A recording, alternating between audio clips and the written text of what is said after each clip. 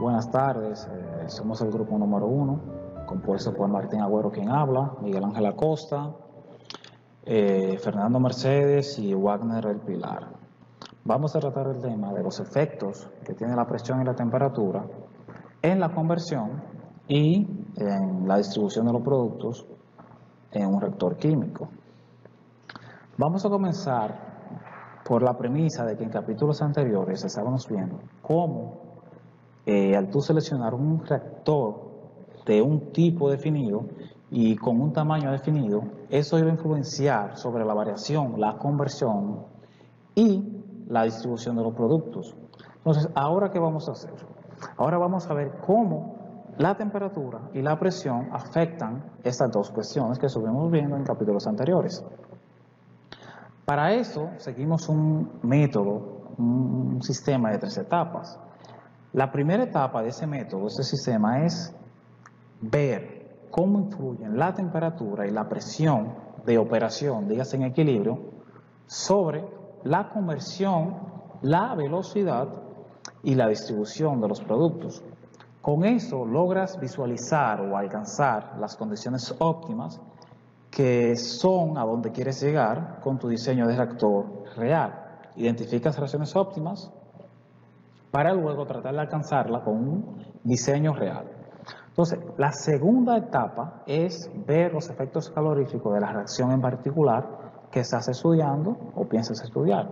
Con eso logras incluir todo eso en tu reacción para así poder diseñar sistemas de intercambio de calor que te permitan vincular esta parte de la reacción. Y por último tenemos las consideraciones económicas, que básicamente, a pesar de que andas buscando condiciones óptimas, lo vas a hacer al menor costo posible. Entonces, esa es la importancia de las condiciones óptimas, que te van a dar la mayor productividad posible. Tratando de alcanzarlas, vas a tener el mayor rendimiento posible en tu reactor. Para eso se comienza con un diseño de un reactor que trabaje con reacciones sencillas. ¿Por qué un reactor de este tipo? Pues resulta que ese reactor lo único que busca es ver el grado de conversión y tú como diseñador ver la estabilidad que te muestra el reactor frente a X reacción. También tiene la ventaja, científicamente te brinda la termodinámica de la reacción, te brinda 2 datos muy importantes, que son el calor que se desprende o el que se absorbe para una reacción química X y la conversión máxima posible de esa reacción. Entonces, ¿qué pasa? Luego tenemos los calores de reacción a partir de la termodinámica. Entonces, el calor desprendido o que se desprende o se absorbe durante una reacción química a una temperatura X depende de la naturaleza del sistema reaccionante, la cantidad de material reaccionante y la presión y temperatura del sistema reaccionante. Todo eso se calcula a partir del calor de formación, calor de reacción, disculpen, de la reacción. Cada reacción tiene un calor de reacción, valga la redundancia, determinado, porque sabemos que los elementos son diferentes el uno del otro. ¿Qué pasa cuando tú no conoces este dato? Cuando tú no conoces este dato, vas a tablas, vamos a ver, termoquímicas que te brindan ya datos tabulados de reacciones, de diseños experimentales, donde puedes ver el calor de formación de dicha reacción y así poder determinarlo. En caso de que no tengas eso, puedes también hacerlo con calores de combustión, donde se toma temperatura estándar y todas esas cuestiones. Entonces, por ejemplo, si tenemos una reacción A que da R más S, y el delta R, por ejemplo, da positivo, lo que te indica que es una reacción endotérmica. Si da negativo, te está indicando que es una reacción exotérmica. Básicamente para eso sirve. Aquí tenemos las tablas de las que le hablé, que son calores de formación y de combustión. Miren aquí, por ejemplo, cómo se calcula los reactivos, la de los productos, con qué se miden, si es endotérmica, exotérmica y todas esas cuestiones. Entonces, calores de reacción y temperatura. De los primeros problemas que se te puede presentar es calcular el calor de reacción a una temperatura T2, conociendo el calor de reacción a la temperatura T1. Para eso utilizamos la ley de la conservación de la energía del modo siguiente. Como dice aquí, eso va a ser igual, el calor absorbido por la reacción a la temperatura T2 va a ser igual al calor suministrado a los reactivos para llevarlos desde T2 hasta T1, más, debería ser menos, bueno, el calor absorbido por la reacción a la temperatura T1, plus o más, el calor suministrado a los productos para llevarlos de nuevo de T1 a T2. En función de la entalpía de los reactivos y de los productos, eso se podría traducir a lo siguiente. El diferencial de entalpía de reacción es igual a la de los reactivos y a la de los productos. Como se ve, tienen un subíndice 1 y 2. 2 y 1, lo que indica que fueron tomados a temperatura 1 y a temperatura 2. Reactivos y productos, respectivamente. Cuando esa fórmula aquí de... eso no se ve, ok. Esa fórmula, cuando tomas en cuenta la variación del CP, se convierte pues en eso. Va a ser el delta H de producto, la integral de la variación de temperatura por la variación, la integral de T1, T2, por la variación de CP y el diferencial de temperatura. Entonces, como dije anterior, esa variación de CP va a ser igual a la variación del CP de los productos menos el CP de los reactivos. ¿Qué pasa? Cuando los calores caloríficos específicos molares se expresan en función de la temperatura, aparecen estas ecuaciones aquí.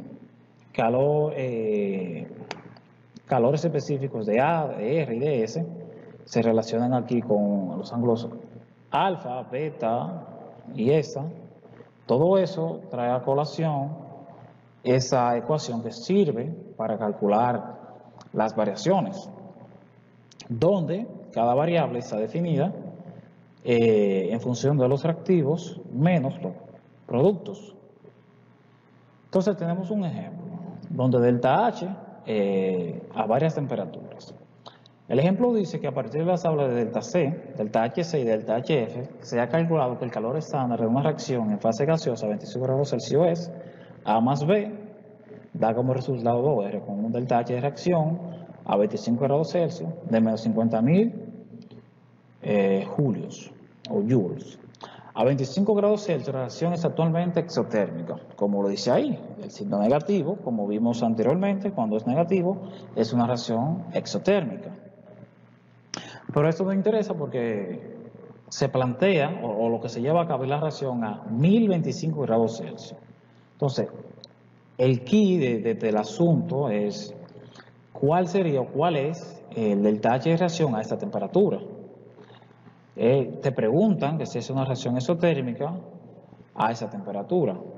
Entonces, tenemos los datos que son entre 25 y 1025 grados Celsius, valores promedios de CP para los componentes de la reacción son, el CP de A será 35 joules sobre mol por Kelvin, el de B 45 joules sobre mol por Kelvin y el de R 70.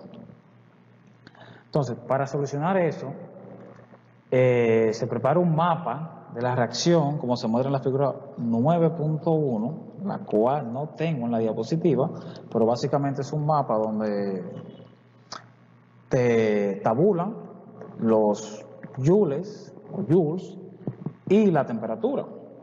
Entonces, luego un balance de entalpía para un mol de A, un mol de B y 2 moles de R, lo que te va a dar esa cuestión aquí.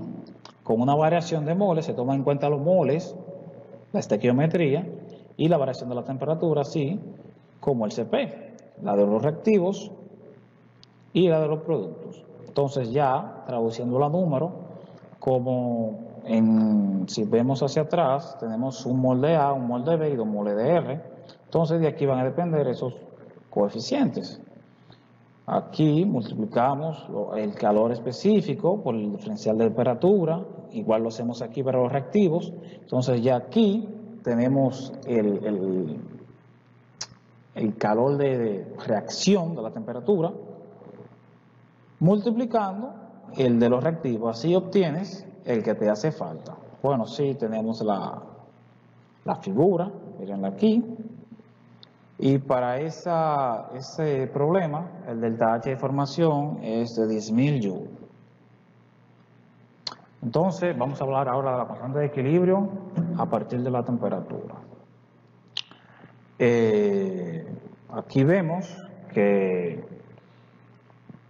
esta fórmula o esta expresión nos da cómo calcular o obtener la constante a partir de la temperatura, donde aquí la F significa fugacidad y la F super cero significa fugacidad estándar. De cada uno de los elementos, eso fue tomado, digamos, bajo condiciones arbitrarias que se consideran estándar. Entonces, sería bueno definir que KF sería igual a la fugacidad de, en este caso, R y S sobre la de A, KP, lo mismo, KY y KC, hablamos de concentración, y que la variación de moles será igual a la sumatoria de los moles de los productos menos la de los reactivos. Entonces, K al final viene definida por esa expresión que es K igual a E elevada a delta G sobre RT igual a KP por esa expresión aquí que se hace para no perder las dimensiones elevado a delta N moles, que es la resta de los productos menos los reactivos. Entonces, conversión de equilibrio. En la conversión de equilibrio se parte de esta ecuación, que es la derivada del logaritmo de K sobre el tiempo igual al delta H de reacción por R por T al cuadrado. Para eso tenemos lo siguiente. Entonces, esa ecuación se integra. Esa ecuación se integra y quedaría de esa forma. Logaritmo de las K igual a menos delta H R sobre R por ese producto de la unidad sobre la temperatura. Continuando con esa misma índole, y si tomas en cuenta que delta HR varía a través de la reacción, pasa lo siguiente. El logaritmo de K2 sobre K1 igual a 1 sobre R, la integral del diferencial de temperatura, delta HR sobre T2 por el diferencial de T.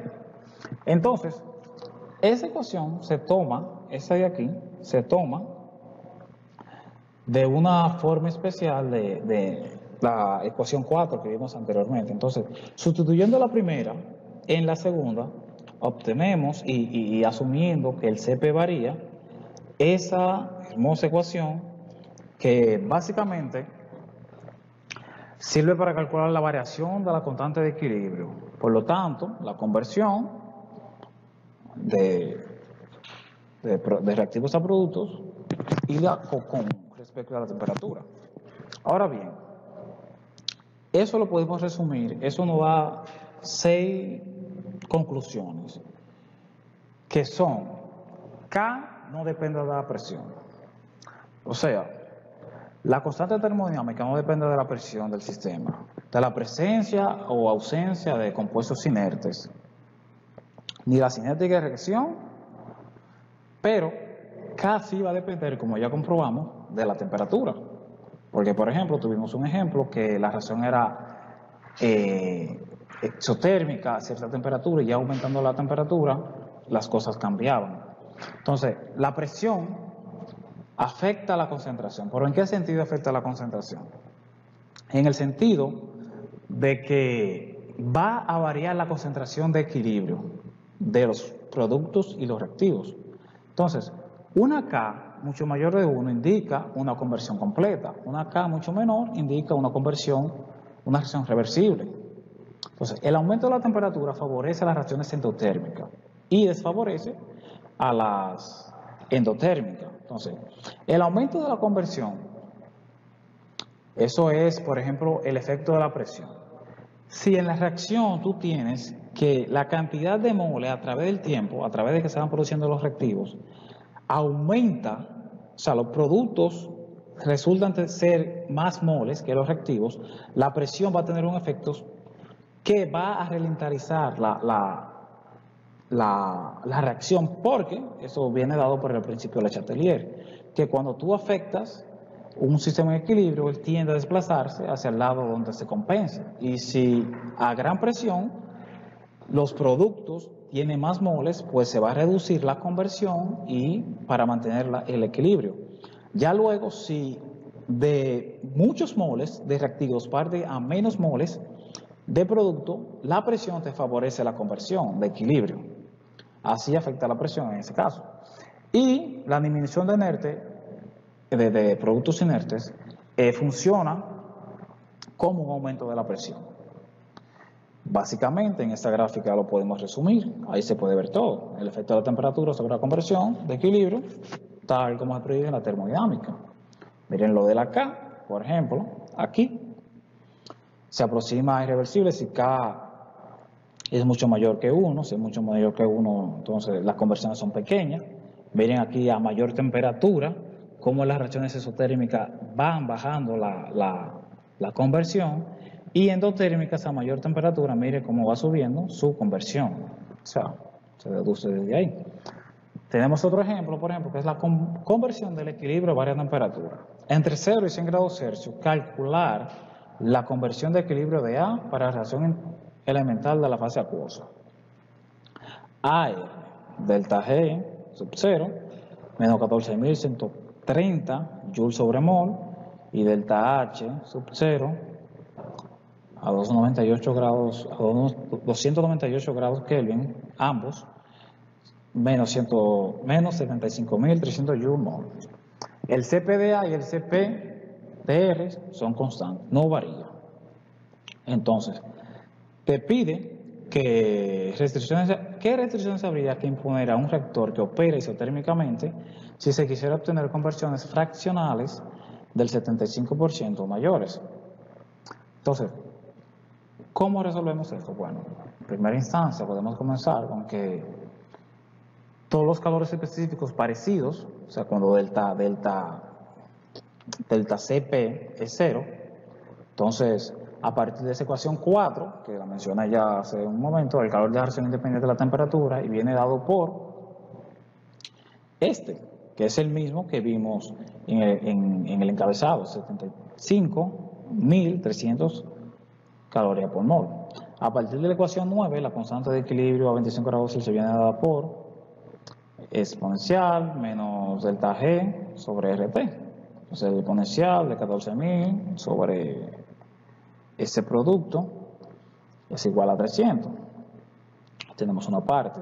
Entonces, como el calor de reacción no varía con la temperatura, como dice el enunciado, la constante de equilibrio K a cualquier temperatura T se calcula a partir de la ecuación 16. Entonces, el logaritmo de K sobre la K de la temperatura que nos dieron es igual al delta H de reacción sobre R, 1 sobre T, menos 1 sobre 298. Como vimos, esa ecuación se dedujo en momentos anteriores.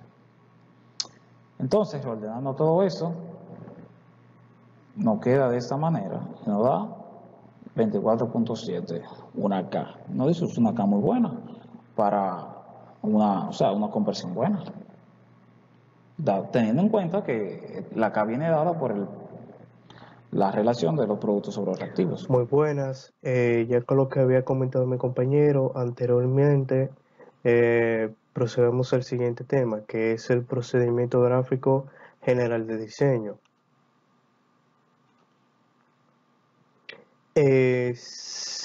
En cualquier reacción homogénea, sencilla, la temperatura, la composición, la velocidad de la reacción están relacionados de una manera única. Esta relación puede mostrarse en la siguiente figura, que es la figura 9.2. En la primera gráfica tenemos la concentración contra el tiempo. Entonces, si se puede fijar que a medida que aumenta la temperatura, va aumentando la velocidad de la reacción. En este caso particular de esta gráfica es la velocidad de la reacción contra el tiempo, que a medida que aumente el tiempo, se va degradando la concentración, o sea, la composición. 9.3, que es la forma general de la gráfica temperatura conversión para diferentes tipos de reacción. Entonces, esta gráfica se puede construir ya sea a partir de una expresión termodinámicamente consistente de la velocidad de reacción. Aquí tenemos la relación entre conversión y temperatura en el caso de la gráfica irreversible, que a medida que aumenta la temperatura va aumentando la velocidad de la reacción. Para el caso de la gráfica reversible isotérmica, que a medida que va aumentando la temperatura, a medida que vaya aumentando la temperatura, va disminuyendo la velocidad de la reacción.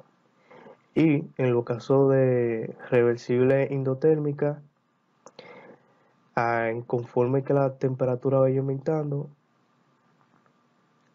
la velocidad de la reacción va en aumento.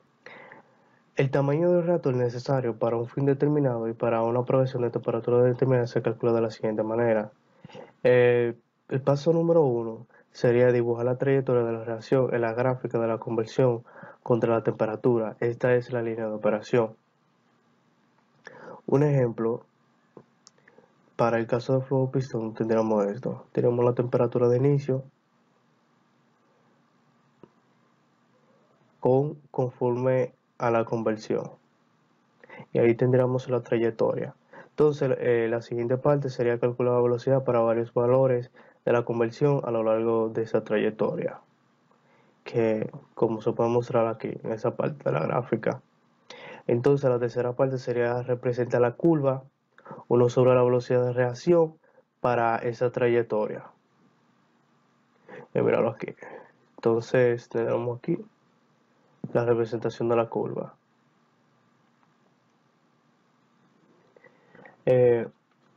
Ya como última parte sería encontrar el área bajo esta curva que da volumen sobre el flujo molar inicial de A, que sería esta zona de aquí, de la gráfica. A continuación tenemos el ejemplo 9.13, que trata sobre la construcción de gráfica, velocidad, conversión, temperatura a partir de datos cinéticos.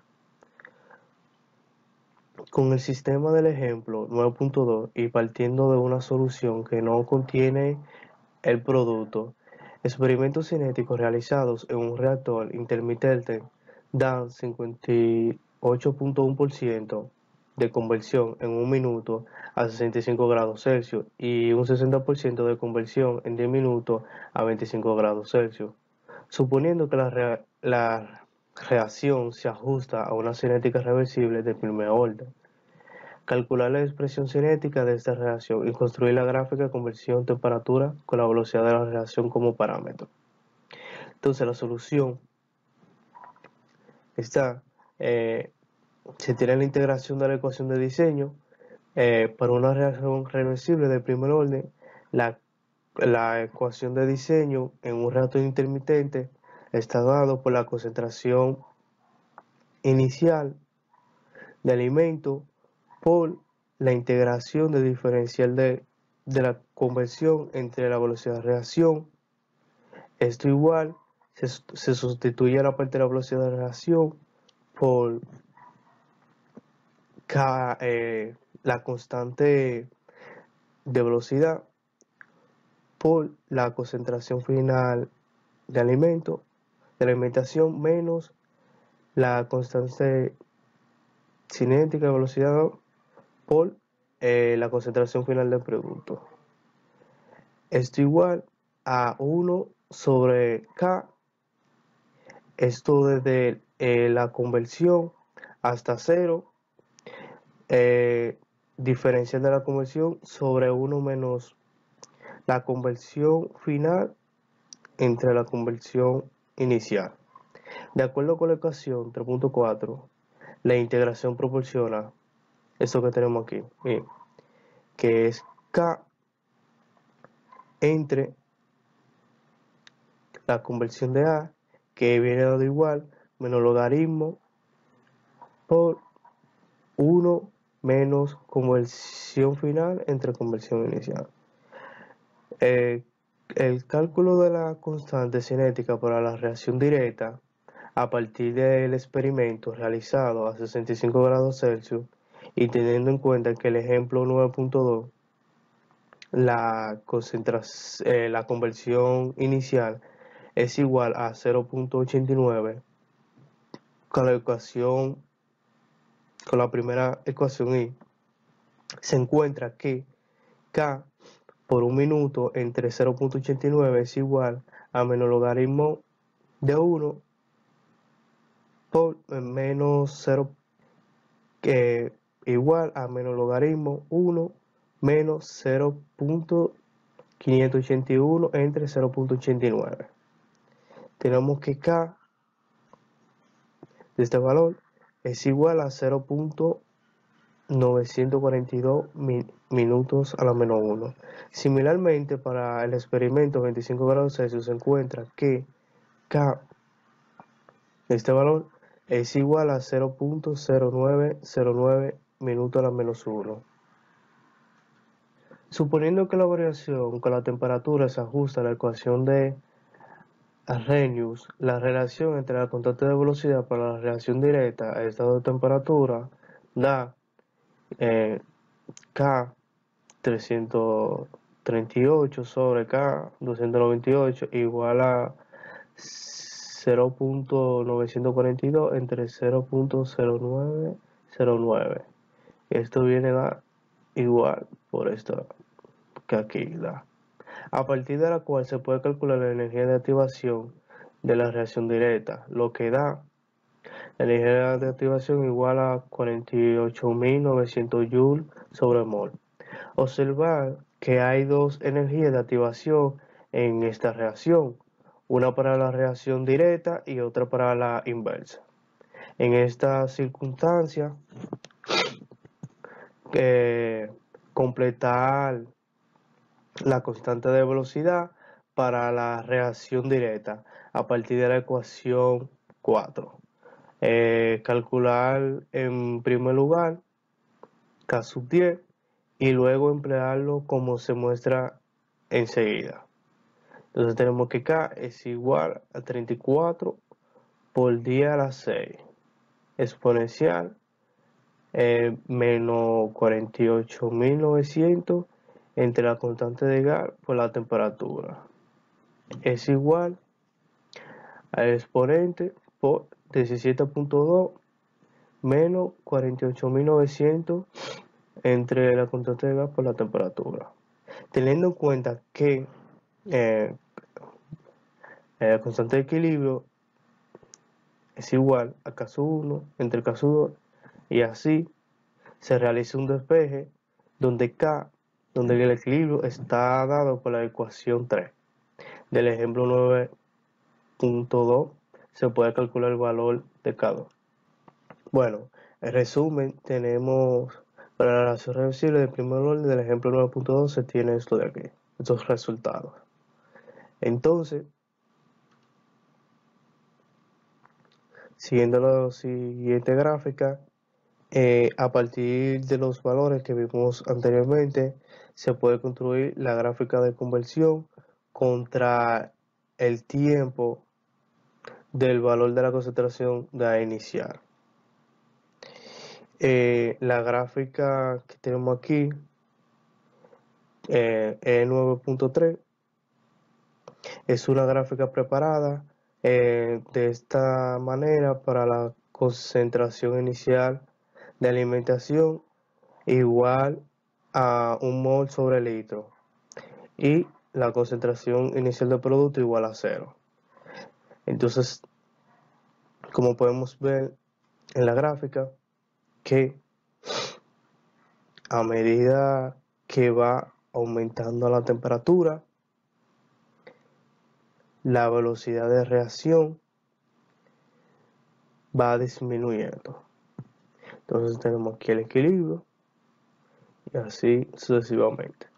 La progresión óptima de la temperatura se define la progresión de temperatura óptima como aquella progresión que hace mínimo el valor del volumen sobre el flujo inicial de A para una determinada conversión de reactivo. Este óptimo podría ser una isoterma o podría ser una temperatura que cambia con el tiempo en un reactor intermitente a lo largo del reactor en un reactor de flujo pistón o de una etapa a otra en una serie de reactores de tanque agitado. La progresión de temperatura óptima en cualquier tipo de reactor es como sigue para cualquier composición. Será siempre a la temperatura a la velocidad de reacción máxima. El lugar geométrico de la velocidad máxima se calcula examinando las curvas de la velocidad de reacción, temperatura y composición de la figura 9.4. Pero esta progresión se determina con la figura 9.5, que esta es la que tenemos aquí. Entonces, para las reacciones irreversibles, la velocidad aumenta siempre con la temperatura para cualquier composición, por lo que la velocidad máxima se da a la temperatura. La temperatura máxima permisible. Esta temperatura máxima está limitada por los materiales de construcción o por el posible aumento de la importancia relativa de las reacciones secundarias.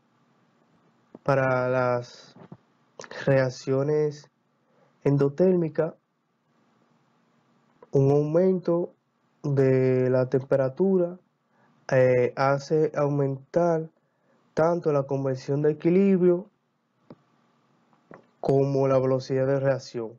Por lo tanto, del mismo modo que para la reacción irreversible, se ha de emplear la temperatura más alta posible. Entonces, para las reacciones exotérmicas reversibles, la situación es diferente, ya que aquí hay dos factores que se oponen. Cuando se eleva la temperatura, la velocidad de la reacción directa aumenta, pero disminuye la conversión máxima posible. Tenemos las operaciones adiabáticas a continuación, que se considera un reactor de tanque agitado, un reactor de flujo pistón o una sección de reactor de flujo pistón en los que la conversión es XUA, como se muestra en la figura 9.6. Aquí se sigue el mismo procedimiento, tomando como base el reactivo limitante de A, ya que los subíndices 1, 2 aquí denotan la temperatura de las corrientes de entrada y salida. Tenemos una conversión inicial igual a una temperatura 1, entra en el reactor del tanque agitado, por lo cual tenemos aquí, sale aquí una conversión en la temperatura 2. Aquí tenemos flujo pistón. tenemos que Cp' y Cp" son los calores específicos promedio de la corriente de la alimentación que no ha reaccionado y de la corriente de producto completamente convertida por molde reactivo a entrante. Tenemos H' y H', y son la entropía de la corriente de la alimentación no reaccionada y de la corriente de producto completamente convertida por molde reactivo a entrante. Tenemos delta H sub R, que es el calor de reacción por mol de reactivo a entrante a la temperatura, tomando la temperatura 1 como temperatura de referencia en la que se basan las entalpías y los calores de reacción.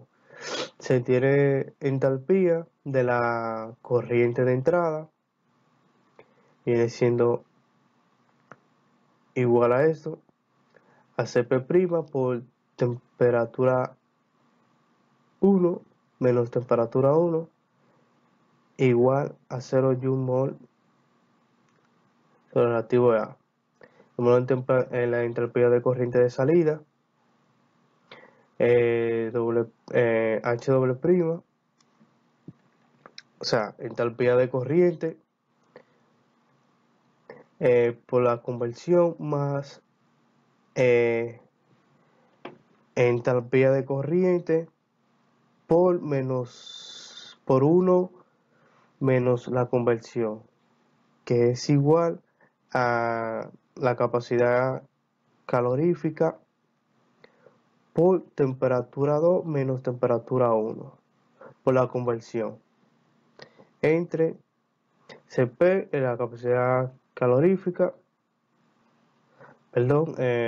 calor específico por la temperatura 2 menos temperatura 1 multiplicado por 1 menos la conversión de A por Joule sobre mol relativo a. Energía absorbida por la reacción es calor de reacción por la conversión Joule sobre mol. Sustituyendo esta cantidad en el balance de energía, entrada igual a salida más acumulación más desaparición por reacción, se obtiene en el estado estacionario esta ecuación. Efectuando operaciones, conversión igual a efectuando operaciones, conversión igual a calor específico por la temperatura 2 menos temperatura 1 entre menos el calor de la reacción menos Cp', calor específico menos calor específico prima por la temperatura 2 menos temperatura 1 igual a Cp', calor específico por el diferencial de la temperatura entre menos el calor de la reacción menos calor específico W' menos calor específico W' por la variación de temperatura.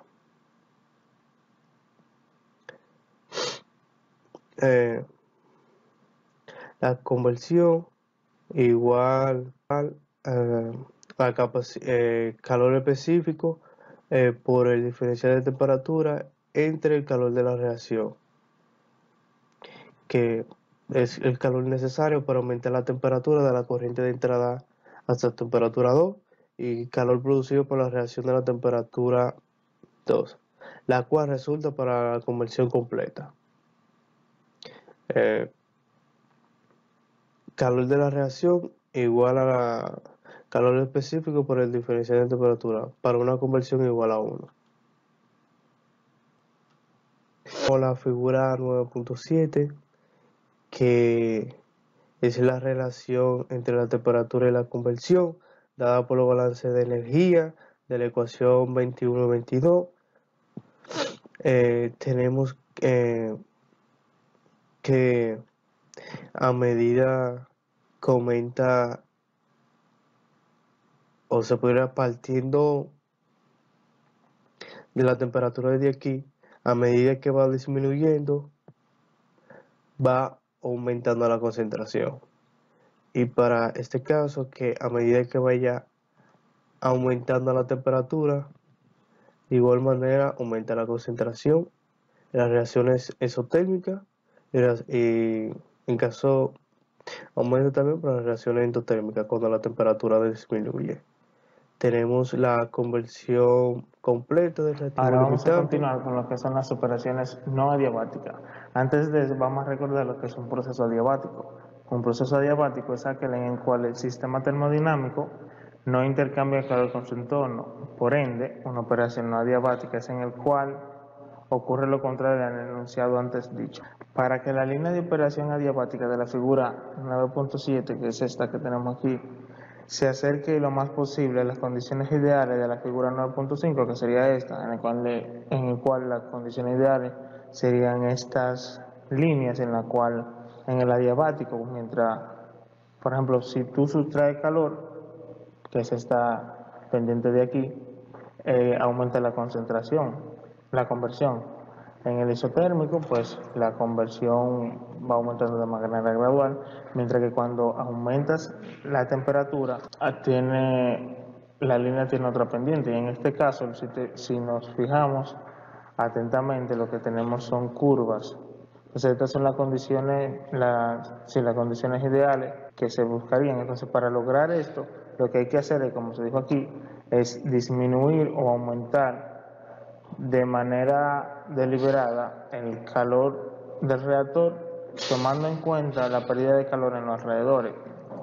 Sea Q, el calor añadido, Cp', el calor específico de la corriente de alimentación, Cp', el calor específico de la corriente de producto, y delta H, el calor de reacción por mol.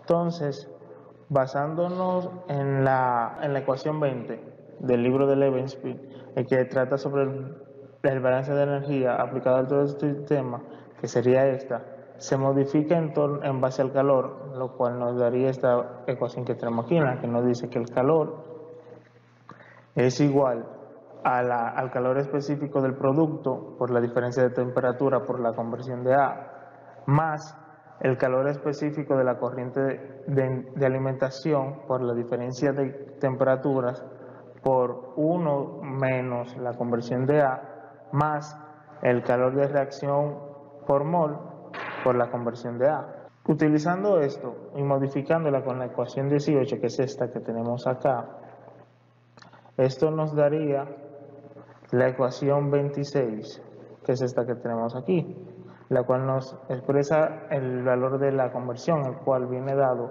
por el calor específico. Si se fijan, no es primo, debido a que el calor específico del producto es aproximadamente igual al calor específico de la alimentación. Entonces simplemente utilizamos un calor específico. Para el calor específico, por la diferencia de temperatura menos el calor añadido sobre el negativo del calor de la reacción por mol. Con el calor añadido proporcional a la diferencia de temperatura, la línea de balance de energía gira sobre T. Este cambio se puede ver en esta figura que tenemos acá, en el cual podemos ver que añadiendo o eliminando calor producen los cambios correspondientes en la línea de balance de energía. Esta que tenemos aquí es la línea de balance de energía. Entonces, cuando disminuimos calor, lo que sucede es esto. Entonces, tenemos la línea de conversión, en cual este sería su punto máximo. Si aumentamos el calor, entonces la conversión sería esta línea, y este sería el punto máximo de conversión. Entonces, esta es la línea de balance de energía para operaciones adiabáticas, la ideal, en la cual se puede alcanzar la conversión óptima. Las condiciones de operación adiabática para una reacción exotérmica producen un aumento de la temperatura junto con la conversión.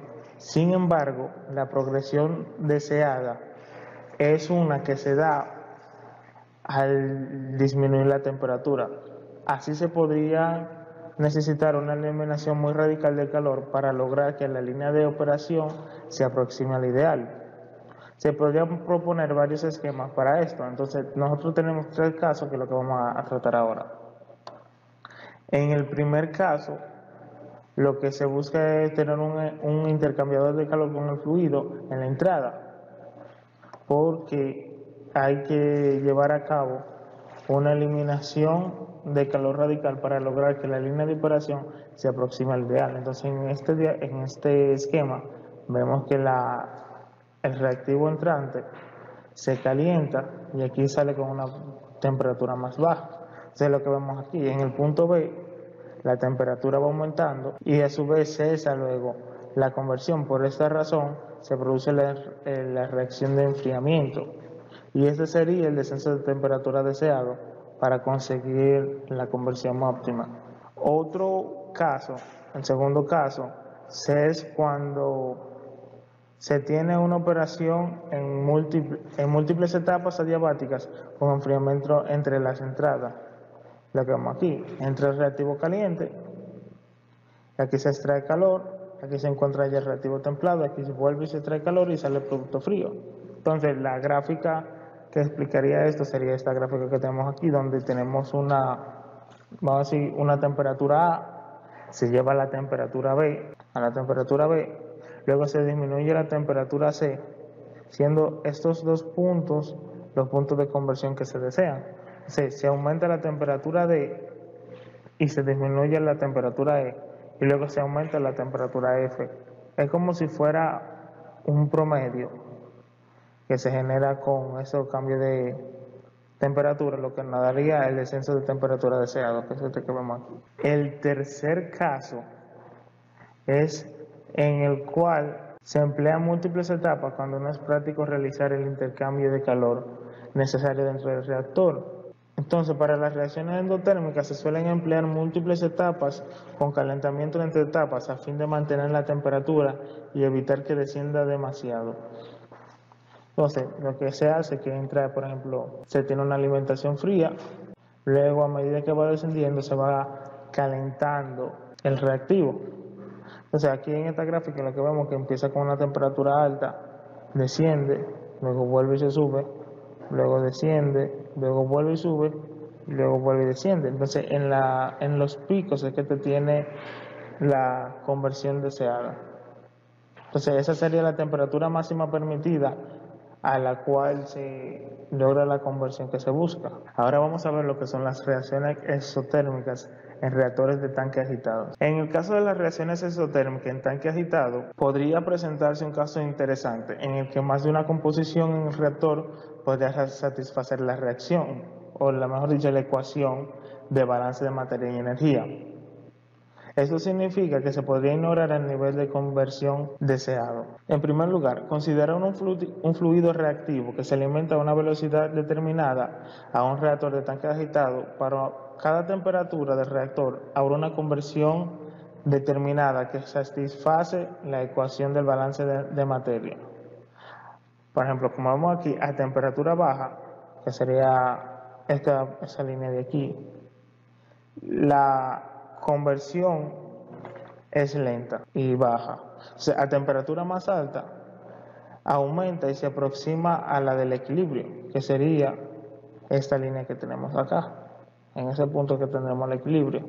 A una temperatura todavía más alta se entra en la región de equilibrio descendente, por lo que la conversión también descenderá para un valor determinado de la temperatura, y es lo que podemos apreciar en este punto acá, donde se lleva la conversión óptima y luego se sigue aumentando la temperatura, pero desciende la conversión. Hay un declive en la conversión hasta llegar casi a cero. Para una temperatura de alimentación dada, la intersección de la línea de balance de materia con la línea de balance de energía en forma de S para el valor de la temperatura de operación proporciona las condiciones dentro del reactor. Aquí es posible distinguir 3 casos que se muestran en la figura 9.14 para las reacciones irreversible. Entonces, el primer caso es en el cual la línea de balance de energía de TA representa la situación en que no es suficiente el calor desprendido por la reacción para elevar la temperatura hasta el nivel bastante en el cual la reacción se mantenga por sí misma. Es decir, el primer caso, no es suficiente el calor desprendido por la reacción para que ésta sea autosuficiente, para que tenga autosuficiencia.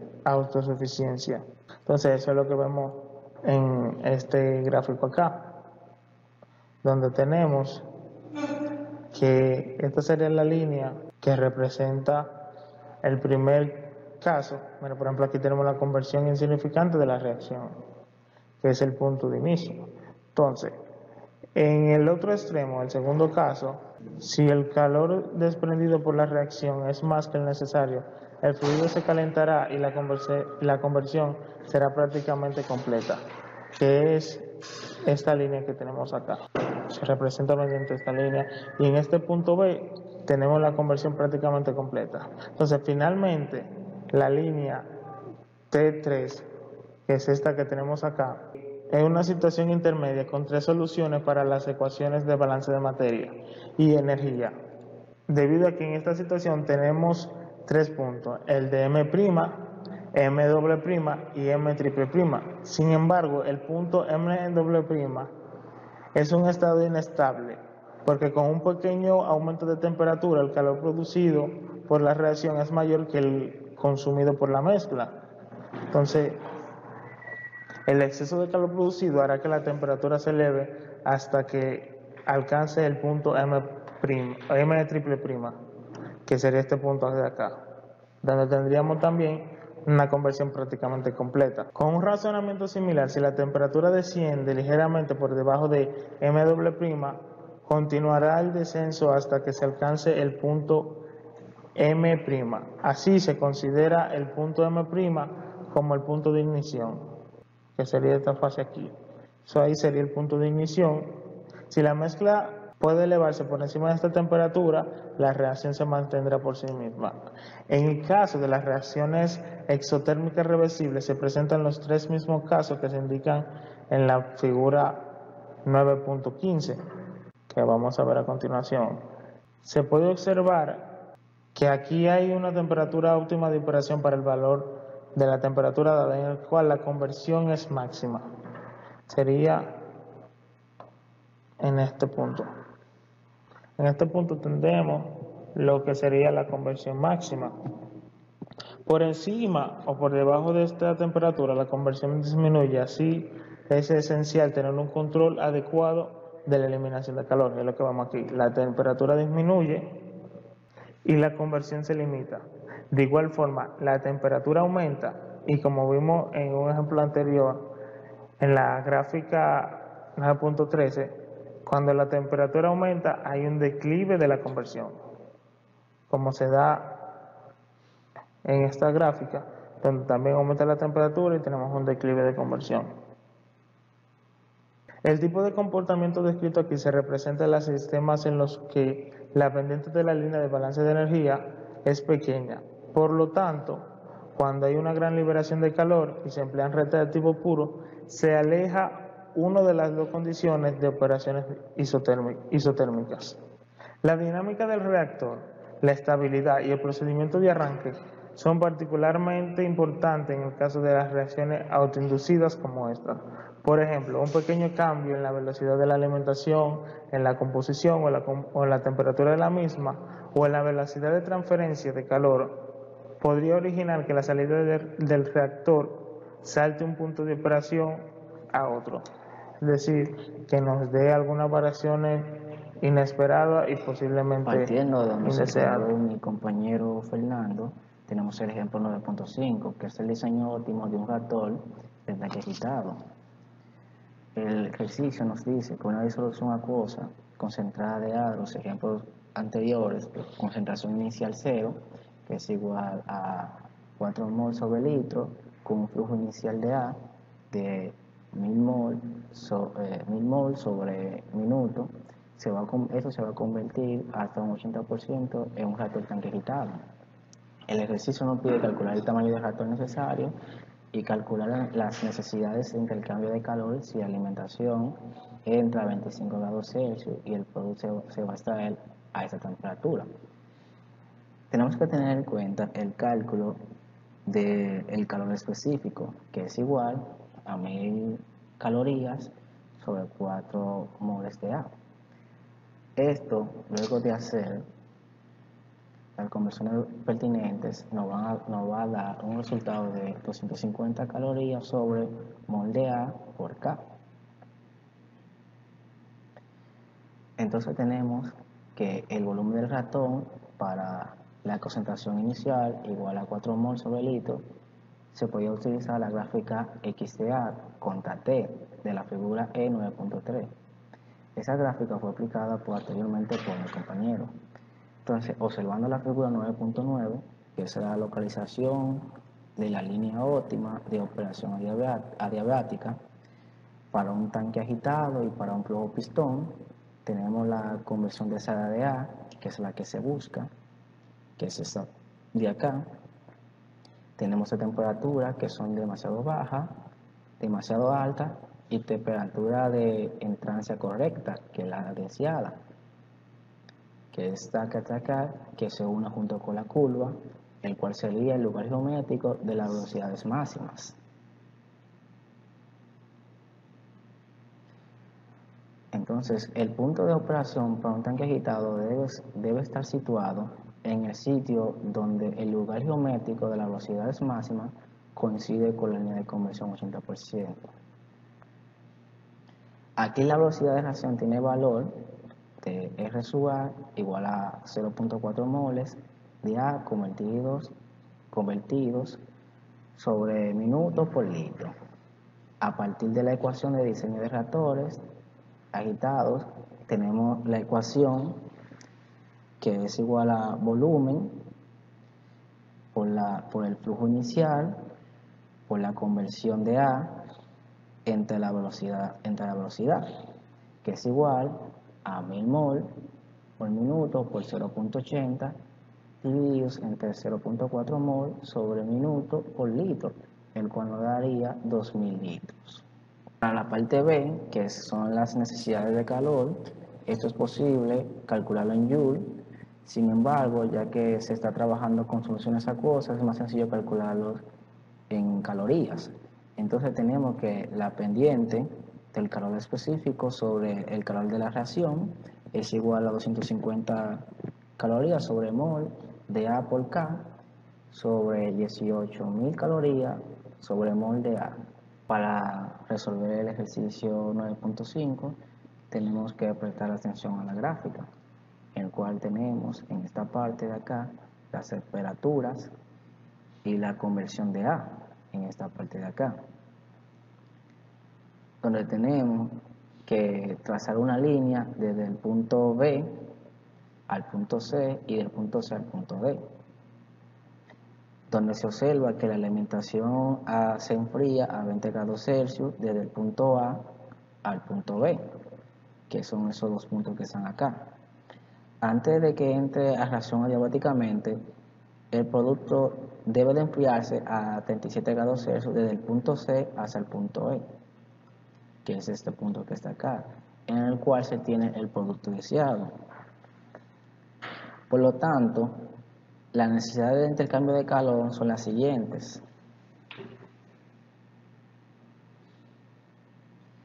Tenemos el preenfriador, que es igual a 250 calorías sobre mol, A por K y B por 20K, que es igual a 5.000 calorías sobre mol de A de alimentación.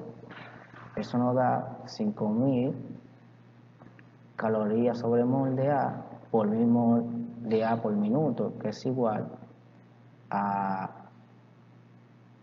5 millones de calorías por minuto. Eso se lleva a kilowatts. Se hace una conversión y se lleva a kilowatts. En el enfriador después de las salidas tenemos que es igual a 250 por 37, que es igual a 950 calorías sobre mol de A de alimentación. Todo eso nos da llevándole a kilowatt, nos da 645. Como se señaló en clases anteriores, tenemos que las reacciones múltiples son de acuerdo tanto del tamaño del reactor como la evolución del producto son afectados por las condiciones del proceso, ya que los problemas relativos al tamaño del reactor no son diferentes en principio de los estudiados para las reacciones simples y son en general momentos importantes que los relacionados con la observación del producto deseado y el interés va a centrar en último problema. En ese desarrollo se ignoran el efecto de la contradicción suponiendo que todas las reacciones que compiten son del mismo orden. En la distribución de productos y temperatura tenemos que así dos etapas competitivas según una reacción múltiple tienen constante cinética K1 y K2, la velocidad relativa de esas etapas viene dada por el producto de la concentración cinética inicial por el exponencial de la menos energía de activación sobre la constante de los gases y la temperatura, que es igual a la relación de la constante cinética de K1 y K2 por exponencial de la diferencial de energía de activación sobre la constante de los gases por la temperatura.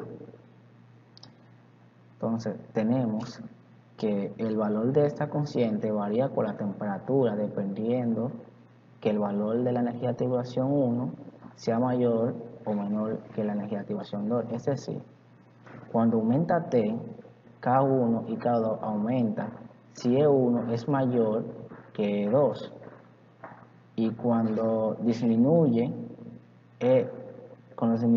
si E1 disminuye K1 y K2, E1 es menor que E2. Por lo tanto, la reacción que tenga la energía de activación más alta es la más estable a la temperatura.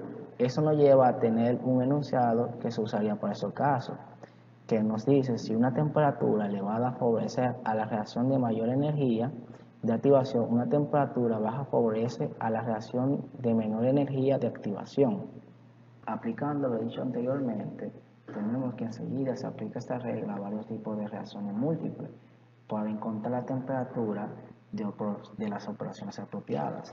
Donde tenemos que el reactivo de la etapa 1 y la etapa 2 tenemos a R, que es el reactivo deseado, que es el producto deseado, y en la etapa 2 tenemos S, que es el no deseado. S debe favorecer la etapa 1 e inhibir la etapa 2 para que K y K2 se haga lo más grande posible, así a partir de la regla anterior.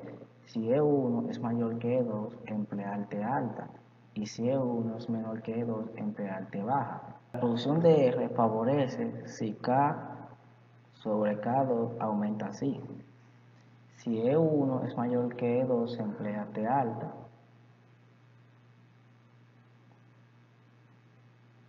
Y si E1 es menor que E2, se emplea T baja. Para la reacción general en serie paralelo se introducen unas nuevas consideraciones. En primer lugar, para las etapas en paralelo, si por una parte se necesita una temperatura alta y por otra una temperatura baja, entonces tenemos una temperatura intermedia, que es la mejor, por lo cuanto la distribución nos favorece los productos, como se tiene en el ejemplo, que es acá, donde se tiene en la etapa 1 es el producto deseado, donde E1 es mayor que E2, E1 es menor que E3. Para esas circunstancias, E1 y E2 requiere una temperatura alta y E1 menos E3 necesita una temperatura baja, y se puede demostrar que la distribución de productos óptimos se obtiene cuando la temperatura satisface con la siguiente condición de la ecuación que está aquí, que tenemos 1 sobre T, temperaturas altas, sobre el producto, sobre E3 menos E2. Cabe destacar que para las etapas en serie, si una primera etapa requiere una temperatura alta y una etapa posterior necesita una temperatura baja, se debe emplear entonces una progresión decreciente a la temperatura